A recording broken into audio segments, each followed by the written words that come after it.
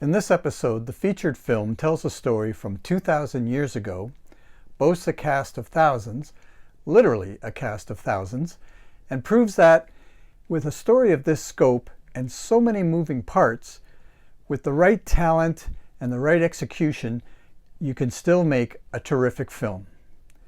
These stories and more from the 22nd row.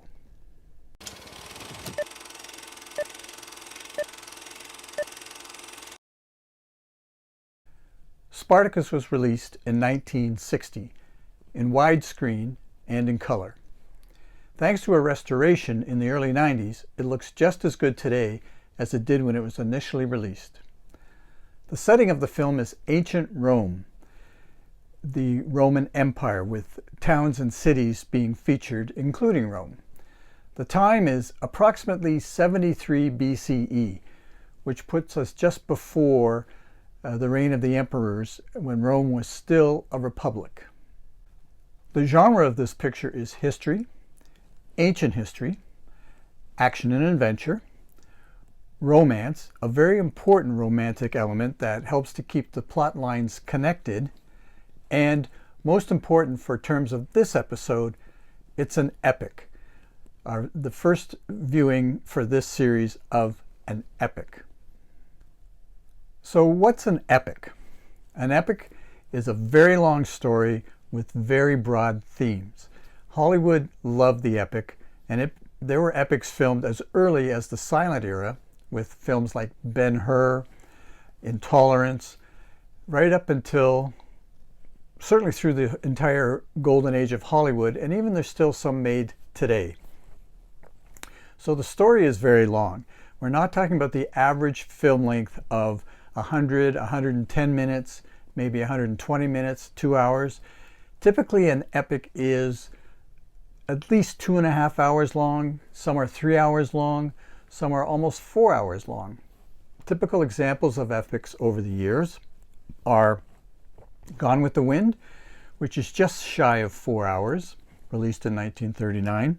Ben-Hur, released in 1959, the talking version of Ben-Hur, which was well over 3 hours. And of course, Spartacus, which is over 3 hours, just shy of 200 minutes.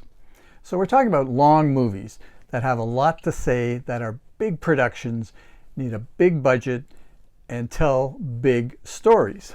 So what does this mean? Well, this means that these movies typically had an intermission where the movie basically stopped and then picked up again in about 10, I don't think as much as 15 minutes, but it seemed like 10 minutes. Now the film would still run. There could be just a black screen. They didn't stop the film. There'd be a black screen and it would continue to, let's say, 10 minutes. Sometimes there would be music. The soundtrack would continue. Sometimes there'd be no soundtrack for a while. And then when the soundtrack came back on, that was kind of an indication that, well, we're about to start the movie again, even if that soundtrack took a couple of minutes before the movie continued. Now, my introduction to intermissions was fun. I was 7 years old. It was the summertime. I think our family was at a cottage somewhere near a place called Georgian Bay. And I suppose one Saturday afternoon, the parents decided to dump 4 of us off. We were a family of 6 kids. Dump 4 of us off into the local town movie theater. So that's what we did. My older brother and my 2 sisters and I, we went to this movie. Now it turns out this movie was called It's a Mad, Mad, Mad, Mad World. And it shows that even epics can be comedies, because this film was a comedy, but it was a very long film. So whatever, we're all kids, and it's a Saturday afternoon at the movies. And at one point, the movie stops and the screen goes black. So we figured, okay, well, that was kind of funny and seemed to have a lot of things unsaid, but whatever. So we got up and we started to leave. And as we got to the exit doors in the lobby, a fellow standing in the lobby smoking a cigarette, of course, this would have been 1963, said, "Where are you going, kids? The movie's only half over." Well, okay, so we just turned around and went back to our seats and watched the rest of the film. So that was my first exposure to an intermission. The other thing I remember about seeing that movie so long ago was I ate a whole roll of peppermints, and ever since I've never really been able to handle more than 1 or 2 peppermints at a time after having 15 at once when I was 7 years old. So epics have intermissions for the most part. They are at different lengths, certainly long enough for people to attack the snack bar and restock with popcorn and pop and who knows what else. Get back to your seats and then watch the movie. Watch the movie continue. So theaters, I think, really liked long films because they could double up on the snack bar sales, and there sure was a lot of popcorn that was eaten. Now, the other thing about epics is they often have introductions, long introductions. And again, I'm talking about not every single epic ever made, but many epics did. And this would include the soundtrack, and it would be an overture. And so what would happen is, let's say in the old days, the curtains would rise or separate, and the screen would be black, and the music would start. And this music would go on for quite some time. Now, not a half an hour or anything like that, but maybe a few minutes, maybe 5 minutes. And if you were completely new to this environment, you'd kind of wonder what's going on. When are we going to see this film? Are we in the wrong place? And so I am reminded of yet another moment in my epic watching. This time I was older. I knew the score. I knew what was what, and I was in a repertory theater, a very popular, very busy repertory theater, and we went to see West Side Story, a film released around 60, 61, another epic film that had a big tale about life in New York City. Well, there was an overture, and sitting next to me was an old couple. From what I could hear, I don't think English was their first language. I don't know how much movie experience they had, but they were out to see a film just like we were. And the overture began. Well, this confused them no end. They started chattering back and forth to each other, what's going on, I think they were saying, and were very distraught and started to put their coats on to get up to leave.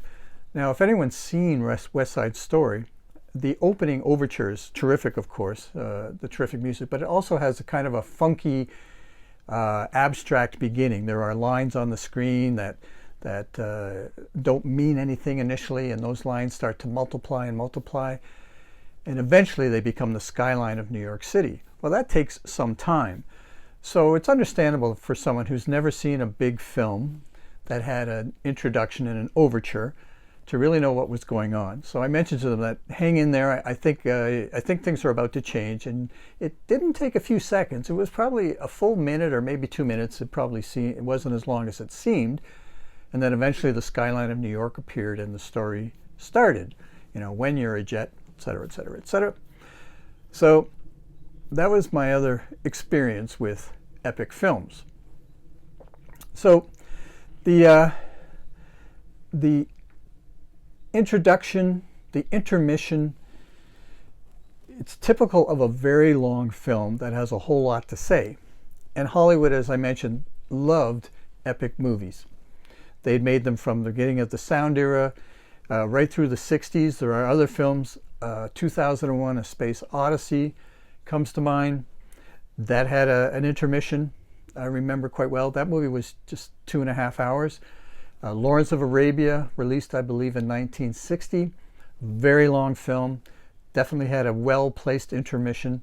So it was a very different style of movie watching, and kind of a fun style of movie watching. And I've always enjoyed watching an epic that was well done. Now, I like so-called little films as well. Not to say that they aren't good. We just finished talking about recently Paths of Glory, 88 minutes long, but boy, does it pack a punch. So I like any film, as I say again and again in this series, that tells a good story, that has believable characters, and at least somebody I can like in the film. And it's okay if there's somebody I don't like in the film, the bad guy, the villain, whoever that he or she might be, but it has to satisfy those requirements. And whether it's 88 minutes long or 198 minutes long, to me it doesn't really matter as long as it satisfies those requirements. I think it might be just as hard to write a very tight 88-minute film as it would be to write a 198-minute film, But one of the keys is the long film has to keep the story going. It has to not lose track of where it is. It has to not diverge into something so different that we don't know what's going on.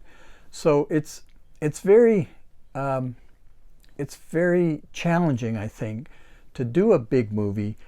It requires a lot of skill to accomplish it, to do a good job on it. And I think Spartacus really does a great job of holding the story together. A big story, as I said, from beginning to end. Now, Spartacus has lived on. In fact, even today, there is on streaming media a recreation of this, not the movie, but the story of Spartacus.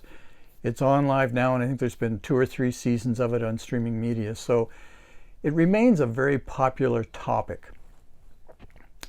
And Hollywood loved these stories, and I guess the entertainment business still loves these stories. And one of the reasons is we're talking about the ancient Roman world. So Spartacus takes place, as I mentioned, around 73 BCE. Rome had been a republic and was soon not to be a republic. It would soon become an empire with emperors. So I have also mentioned many times my love of history, and there's no shortage of fascinating stories about the ancient world, the Roman world and the Greek world. But the Greek world had lost its influence, let's say, or was eclipsed by the Roman world. Alexander had died in 323 BCE. Rome was still just growing very, very slowly. And I think, I don't know what the year was, let's say for sake of argument, 100 years after Alexander's death, maybe 200 years after Alexander's death. Well, anyway, Rome had gotten bigger and bigger. The city, it had conquered the peninsula of Italy. Somehow, and there's many, many places to discover how, they built up an army that was very efficient, very effective. They were called legions. And eventually Rome became a colossus, the superpower of the ancient world, certainly by, I'd say, 100 BCE, and it was probably before that. But at any rate, we're at 73. And there is a push and pull between the parliament of the time, which was called the Senate, which ostensibly ran everything in Rome, and the patrician class that were the aristocrats who wanted who wanted to become dictators, who wanted the patrician class to govern Rome, as opposed to having a senate of elected individuals. Not a democracy exactly, but something closer to that. So there was a little push and pull there. And our story begins when that push and pull is in full force, because one of the characters that we're going to meet in this film is a very young fellow by the name of Julius Caesar. Now, 73 BCE, he was a very young man. By, I think, the mid-50s BCE, he became a general in the army, very powerful, and at some point he became the head of the Senate and eventually became an emperor. Didn't last too long. He had a rather unfortunate accident in 44 BCE, and there was no more Julius Caesar, but that's another story. Brilliantly told, by the way, by William Shakespeare in the play Julius Caesar. So that's part of our story, is this Roman world. And so this Roman world, let's say around about the time of our story for Spartacus, is the most powerful nation in the ancient world, the known world at the time. They controlled every part of North Africa, the Middle East, and the southern parts of Europe. They controlled France. In those days it was called Gaul. They even controlled 3/4 of Great Britain, called Britannia. And one of the emperors, later Hadrian, put up a wall at some point between North England and Scotland, and there's lots of jokes about exactly who they were protecting with that wall. But the reality was that Rome conquered almost all of the known world. The only place they didn't conquer were the vastness of Russia, and also a place called Germania, where there were a lot of nasty fellows, very nomadic tribes who didn't like the Romans much, and they basically fought them for 400 or 500 years on and off until eventually they won. The Germanic tribes and others defeated Rome. But for now, Rome was the power. So the Roman Empire was enormous and would not be eclipsed for 1,500 years, when in the 19th century the British Empire actually controlled more of the world than the Roman Empire did. So there's a lot there to look at. This history is fascinating. The Romans were the leaders of the world for 500 years. That's a long time in the greater scheme of things. And there's so much going on in the history of Rome that's so fascinating. I find it fascinating. I'm absolutely fascinated by all of it. We have the emperors who were famous or infamous, emperors like Caesar, Julius Caesar to begin with, Augustus, who is considered a very positive force, if that's possible. Less than positive emperors like Caligula, even Tiberius, who was Augustus's successor, had his ups and downs. But the emperors were the rulers, the sole rulers of the entire known world. So that's just an amazing thing. The other thing is about Rome was there were heroes in this world. One emperor I still think could be considered a hero, and his name is Marcus Aurelius. He didn't come along for a couple hundred years, or let's say, about 200 years after the setting of our film. But he was deemed to be a very good emperor. You probably might have seen him recently because there was a film made, I think just after the year 2000, called Gladiator, in which Marcus Aurelius has a major role. But he also wrote a book. Now, he might have written many books, who knows, but he wrote a book called Meditations, that he just talked about his life. And what I find fascinating is to have a story written by someone who lived more than 2,000 years ago. To me, that's just fascinating. And what did they think? What did they like? What made them tick, so to speak? And he wrote this book called Meditations, where he talked about his love of his father, his notions of duty, and lots of things. And it's still sold today. I don't know when it resurfaced, probably around the Renaissance, when many of the works of the ancient Rome and Greece resurfaced. But he's very well thought of, our friend Marcus Aurelius. Other heroes would be people like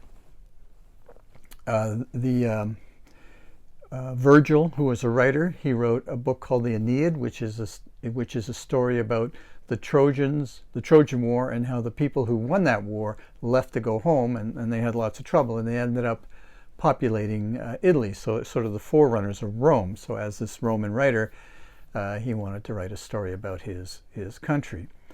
There's others. There's Ovid, who wrote the book Metamorphosis. There's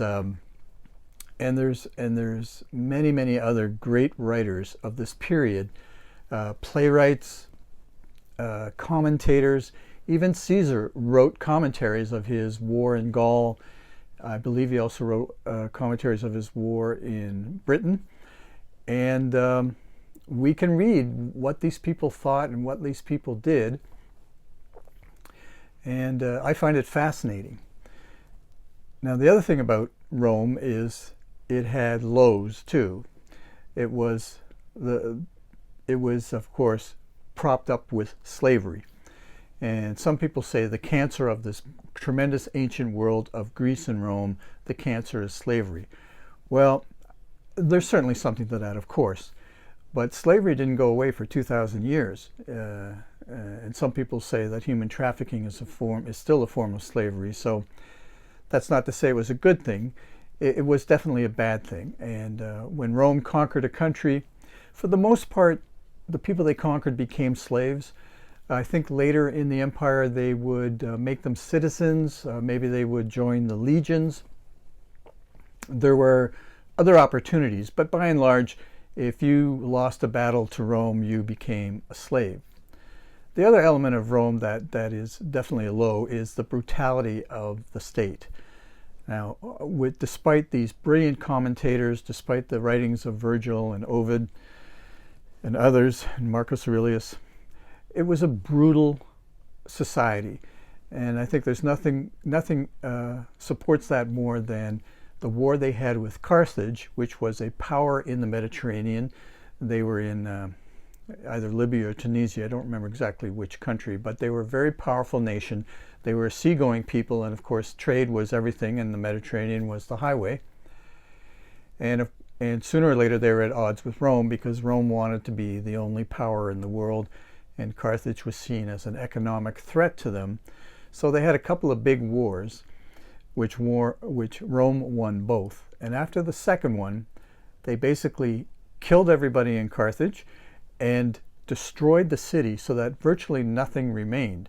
And it's only from serious archaeological work in the 19th century, I think, might have been the 18th century, where Carthage was rediscovered.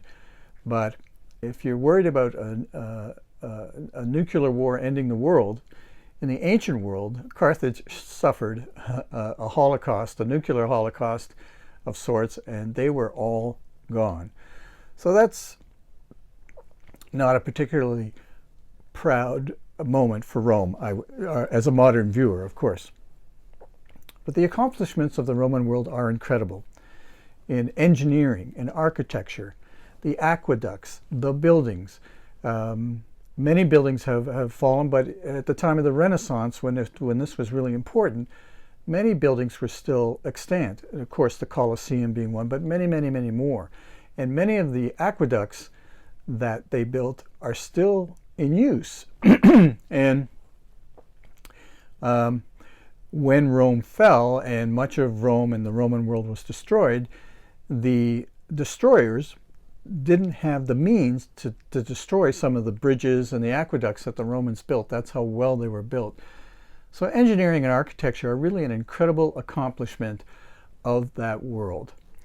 Roman law, which is not too far removed from the laws we have today, and the commentators like someone named Cicero. Roman law is perhaps the origins of our law system. There were courts, there were lawyers, there were it wasn't a completely tyrannical society.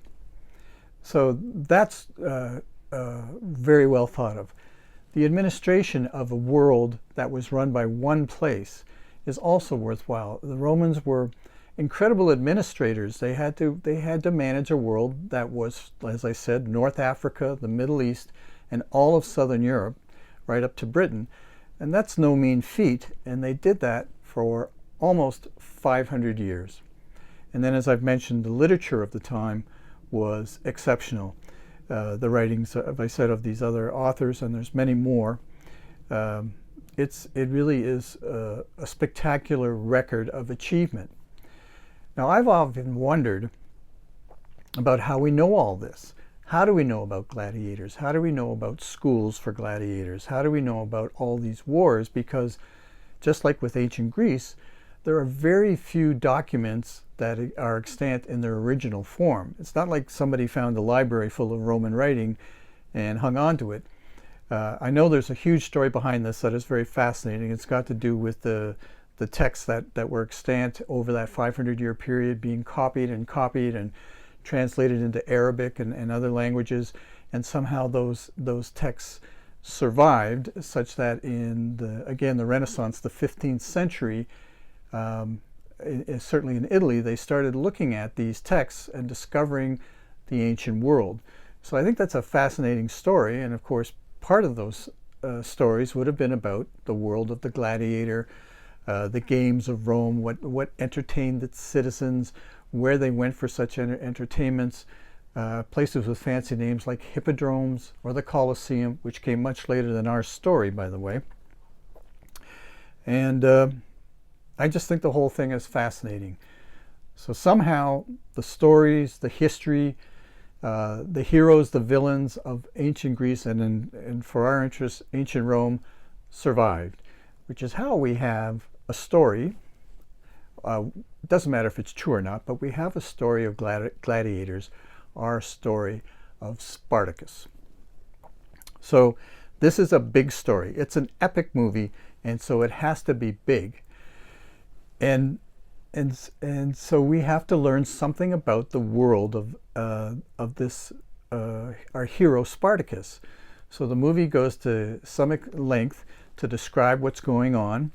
We see that there's slaves. Spartacus was a slave, and of course the Roman world, as I said, was awash with slaves, more or less well organized and well controlled.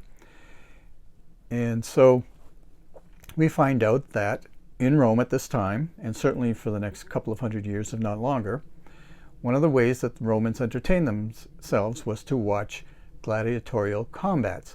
This was a big thing. Now again, the Colosseum, which is where many of the stories about gladiators take place, wasn't built, I think, until maybe 200 years after this film, 150, not film, or time period, maybe 150 years, but still there were gladiatorial combats. Well, if these are popular, then you got to get gladiators, which means you can either just throw people, slaves together into a ring and they get killed, and that's probably not too entertaining, so you train them. You train the slaves to become really, really effective fighters, and that's part of our story. There's a school, and our slave Spartacus runs afoul of wherever mine he's working in, and there's a head of the school who goes around the countryside, probably doesn't go too far afield because that would be too expensive, looking for slaves who might be suitable students to become gladiators. I mean, their lifespans are short. They could die any day, so there was no downside, I suppose you could say, to it. And they weren't asked if they wanted to, they were just taken. And so our story begins with our hero Spartacus being chosen by the head of a school that existed outside of Rome to be trained as a gladiator. So I find it fascinating that here's this story, and we learn about, wow, there's a school that teaches people how to be gladiators, and it's a big deal, and it's a very detailed fighting that goes on, and they really have to train. And then at some point when they get really good, they go into places where there's lots of people to watch them and money changes hands, etc., etc. The lifespan, of course, of gladiators would probably not be too great, but there are stories. And one of those stories is told in that more recent film called Gladiator, where gladiators could achieve their freedom, I suppose, if they survived long enough and were really popular. But for our story, we have a school, so that's kind of cool. Who knows about these things? And then something happens. Well, actually, two things happen. One of the things that happens is there's a romantic interest with Spartacus and someone he sees at the school. Now, this is very important because, as I said, it really ties together a lot of storylines, a lot of plot lines in the movie, and without it, you just can lose track of who's who and what's going on and why are we in this palace at Rome right now and why are we out in the fields. And the character is Varinia, is her name, played by, again, another person lost to time, I am sure, Jean Simmons, who was, for me, another one of these wonderful discoveries of this absolutely gorgeous, talented actress who was British. And in fact, in the movie, she says that she is from Britannia and becomes an interest to Spartacus. And this is very important because this connection between Spartacus and Varinia is important to the rest of the film. So something happens at the school, and this is the plot device that triggers the entire rest of this huge movie. Something happens that just causes an upheaval, not only of the school, but of the entire Roman world. And that's what happens in epics. You have to have something big going on. You have to have not a little thing. It has to be a big thing, not world-changing, but big thing in terms of being dangerous to the state. And so the Roman state has to react to what happened, and that means they're going to start bringing in their armies. And those armies were called legions, and Rome was very famous for the quote-unquote legions, and there's all kinds of fascinating things about the Roman legions. The standards they carried with them, the names of centurions and all the names of the leaders of these legions, and eventually, of course, most of the emperors at the beginning, starting with Caesar, were heads of legions. And when you're head of a legion, those legions were very, very loyal to their generals and would pretty much do whatever they said. So our story takes on a Mediterranean global landscape and problem, and that's what part of this epic is, in that the whole Roman world has to respond to this event that occurred in this little school, gladiator school, outside of Rome. So to make a movie of such a story, well, I have to believe it's pretty daunting. In fact, I think making a movie of this scale at any time would be daunting. And it requires someone who really wants to make this film and who will not be stopped, who will be relentless in doing whatever it takes to put this story on the screen. I think of a movie, probably the most famous movie made during the golden age of Hollywood would be Gone with the Wind, this near 4-hour epic which is told over a long period of time, from the beginning of the Civil War to well after the Civil War in the US. And according to the film scholars, and if you read things about Gone with the Wind, or if you've even seen the film, which is a fun thing to watch, I got to tell you, it's an amazing story. The power behind that movie was a producer, not a director, not a writer, but a producer, and I think his name was David O. Selznick. So what about Spartacus? Great story. It had been a novel, well thought of. People had bought the rights to this novel. They wanted to make a movie. And I guess they decided it had to be big. It couldn't be a nice little 90-minute, 2-hour film. It had to be an epic. And really, I think the power behind this movie was perhaps the most powerful, popular actor of the 50s, the late 50s, and that's our friend that we've met before, Kirk Douglas. Now, he wanted to make this film. Now, he had made Paths of Glory, which we talked about a couple of episodes ago. Terrific film, and he absolutely wanted to make that movie, but he knew it wouldn't be successful financially, and even though it wasn't financially successful, it is extremely well thought of right to this day. But he was a big star, and so big stars have to make big films. So he made a couple more films before Spartacus, but I don't know the story, but he got a hold of a script. And I guess he had the rights to it himself because he was so powerful he could get himself, not a producer, but he could get the rights to a movie and try to get it made. Well, I'm going to detour to another film I've seen recently, and this is a film after 2000, so I do like movies after 2000, that kind of tells the story of the making of Spartacus. And that movie was called Trumbo, and we'll talk about Dalton Trumbo in a minute. But in the movie, Kirk Douglas goes to this very well thought of writer named Dalton Trumbo, and he brings along this big monster of a script that is probably 6 hours long of movie making. And he says, I've got this monster, this horrific mess of a script, but he says inside this script there's a story.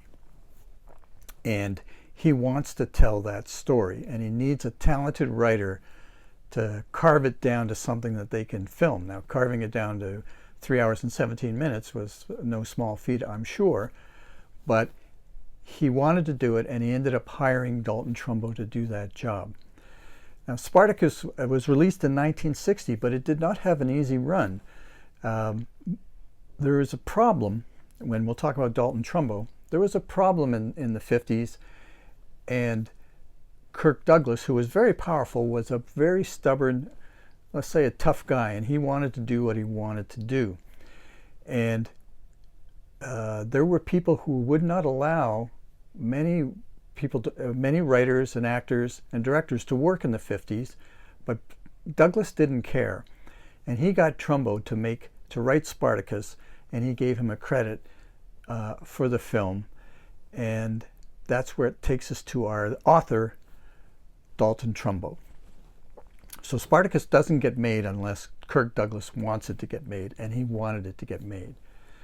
So Dalton Trumbo was a very successful Hollywood writer. He had been active in the 40s. He had been in the Army in the Second World War. And many writers in Hollywood, perhaps like today, but who knows, were relatively left-leaning. and stayed in that frame. They remained left-leaning people, whether they were socialists or even communists. And during the Second World War, the Soviet Union, which was initially an enemy of the United States, became an ally of the United States when Germany decided to ignore a treaty they had signed with the Soviet Union and attack them. So by 1941, Russia, the Soviet Union, was now an ally of Britain and the United States. And so there was a concerted effort to support the Soviet Union, to say good old Joseph Stalin, a monster by any measure, was a friend of the U.S. And so many of these left-leaning writers from Hollywood and other people were quite comfortable supporting the Soviet Union during the war. Well, a funny thing happened at the end of the war when Joseph Stalin showed his true colors and became a real problem for the democratic world, the Western world. And without going into a whole lot of details, the Cold War began, and there was a genuine fear that Stalinist Soviet Union, their goal was to take over the world. And so in the United States, there was a real hatred and fear of communists. And what happened was that all of these people who, it didn't matter that they supported Russia, the Soviet Union, they didn't matter if they were communists or socialists in the 40s, because Russia, the Soviet Union, were allies. But now all of a sudden the Soviet Union is the enemy, and these people still were signed up communists or socialists or whatever, and that just wouldn't do, because the politics of the late 40s and early 50s meant that the government had to find communists and get rid of them, because they were afraid that every communist in the United States worked for the Soviet Union, and their job was to dethrone the democratic world of the U.S. and put in a Soviet-style government. What happened was there was a committee set up called HUAC, and they were to investigate people who were potentially communists. And of course, there was no surprise that a huge portion of the world of Hollywood were left-leaning, socialist, communists, and they wanted to get rid of these people. And what they did was they started to interview people who they knew had been members of the Communist Party, previously still were, and they would summon them to this committee and question them on their politics. Well, many of these people said quite rightly that it wasn't illegal to be a communist, and they didn't recognize their authority to be interviewed or interrogated by this committee. However, the committee had power, and they took 10 of these people who refused to discuss their status with them and put them in jail. These were called the Hollywood 10. And one of those 10 was Dalton Trumbo. So what happened to these people, and many, many, many more, was that Hollywood, to appease the government, because they still wanted to make movies, they still wanted to make money, they still wanted to sell pictures to the public, they themselves decided to eliminate, not kill, but get rid of controversial writers, actors, directors. And so a blacklist was created. And this blacklist lasted from, I think, the late 40s right up until perhaps past 1960, but 1960 was a critical moment, as we shall see. Dalton Trumbo was a member of this group. He got out of prison eventually, after a year or so, but he couldn't get a job. None of these people who were blacklisted could work. So what they did was they worked under assumed names, and they had people that would pretend to be the writers who weren't. They were called fronts, and there's a whole amazing story there, and there's even been a movie made about it. And they survived, and Trumbo was one of these people who survived. In fact, under an assumed name, he won an Academy Award for one of his screenplays. So it was a very, very difficult period, the 10 years, the years of the 50s. Even though some tremendous movies were made, a lot of people suffered, a lot of people didn't work, a lot of people committed suicide. It was a very difficult time. So along comes Kirk Douglas in the late 50s, and he doesn't care too much about this, because if he finds a writer who can do the job he wants, he's going to hire that writer. And when there were rumors about him hiring Dalton Trumbo to write Spartacus, he started to get a lot of heat from very powerful people. And make no mistake about it, the people who wanted this blacklist to survive, who wanted to fight the communists, who had real fear and hatred of them, they were very powerful people. But so was Kirk Douglas. And he basically thumbed his nose at them and said, Dalton Trumbo has written this movie. He's going to get a screen credit as Dalton Trumbo, and that's that. Now, that didn't mean that the film wasn't petitioned, there weren't protests, there weren't attempts to seize the movie and take it out of distribution. And the second thing happened that was world-changing for the U.S. And that was newly elected President Kennedy went to a screening of Spartacus. And when he came out of the screening, he said he thought it was a wonderful picture and he really enjoyed watching it. And that was that.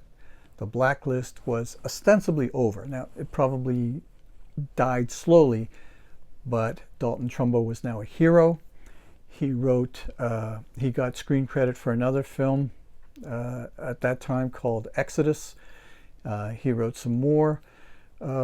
His career was back on track after that, and so the blacklist was ostensibly over, thanks to Kirk Douglas, I think, to some extent, many others, of course, but thanks in part to Kirk Douglas and in part to President Kennedy. So, to go back to the movie Trumbo, which details this 10-year period of his life in tremendous detail, and I think it's a fabulous film. What I liked about the film is that Trumbo in the 70s, or near the end of his life, got an award, and he had to give a speech. And in that speech, which is part of the film, he really sums up that blacklist in the world of the 50s in a very spectacular way. It's very well written, very moving, and of course terrifically sad because so many people suffered. But Trumbo survived. He got his acclaim. Spartacus survived. It got tremendous acclaim, and it is the movie that we have today. So we have our movie Spartacus, about slaves, about gladiators, about patricians, aristocrats who wanted to take over control of Rome, and as it turned out, within a few years, they did. A movie with armies on fields and thousands of gladiators and freed slaves lining up to fight, and literally thousands of people on these hillsides. It's amazing to see how well this is photographed. Our director, by the way, was Stanley Kubrick, and I haven't said too much about Kubrick because Douglas wanted him, because Kubrick directed Paths of Glory and Douglas thought he was brilliant. But I don't think that this film is a Kubrick film. I think it's more of a Kirk Douglas film. And they weren't the best of pals after this, and I don't believe they ever worked together again. But Kubrick was the director for this movie. So these vistas, these hills, and these thousands and thousands of people getting ready to have these big fights, it really is incredible. And I remember, I think, the first time I saw Spartacus was at a movie theater. It wasn't on television. It was in the late 70s, and I went with a friend to a repertory theater. And it wasn't a big theater, about 100 seats, but it was a much bigger screen than my TV. And there was a print of Spartacus, which was very unusual at the time. I couldn't believe that this film was actually being shown. And we saw this film in this repertory theater. And it was a nice little theater. I think it still exists in my town. And the popcorn tasted great. And I'll never understand how these old popcorn making machines, which all the repertories had, they didn't have state-of-the-art anything. Maybe they did for projectors, but certainly not for popcorn making. But the popcorn just tasted better for some reason, much better than the popcorn made in today. Don't know why that is. But saw the film for the first time, I'm pretty sure, in the late 70s. Was amazing. I'd known Kubrick, and I knew that was a draw. And I like Kirk Douglas as an actor, seen many of his films. And it was just a terrific experience, so much so that my friend and I, we walked back to school from the theater, which took about 90 minutes on a very nice fall evening. And I've never forgotten that night, the night I saw Spartacus. So let's get some of that popcorn, settle in for the next 3 hours or so, join up with Spartacus and his revolt, and watch the story unfold from the 22nd row.